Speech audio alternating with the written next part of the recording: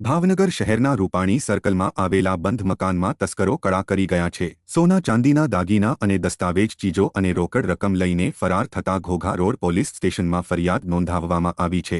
ભાવનગરના Ghogha road police સ્ટેશનમાં કલ્પનાબેન નિલેશભાઈ પંડ્યા એવા મતલબની ફરિયાદ નોંધાવી હતી કે રૂપાણી સર્કલમાં ચંપા હાઉસિંગના બંગલામાં આવેલા તેમના મકાનમાં બેન બનેવી કિંમતી માલસામાન રાખવા માટે મકાનમાં મૂકી ગયા હતા। જો કે મકાન બંધ હાલતમાં હોય કામવાળા બેન પાસે ત્યાં સાફસફાઈ સમયાંતરે થતી હતી। ત્યારે તારીખ 25 થી 26 વચ્ચે ઘરના દરવાજાનું તાળું તૂટેલું હોય અને સ્થળ ઉપર જઈને તપાસ કરતા સોના ચાંદીના દાગીના અને કેટલાક દસ્તાવેજી ચીજો અને રોકડ રકમ મળીને ₹1,90,000ની માલમત્તાની અજાણ્યા શખ્સ ચોરી કરી ગયા હોવાનું માલુમ પડ્યું હતું। જેને પગલે ઘોઘા રોડ પોલીસ સ્ટેશનમાં ફરિયાદ નોંધાતા પોલીસે આગળની કાર્યવાહી હાથ ધરી છે।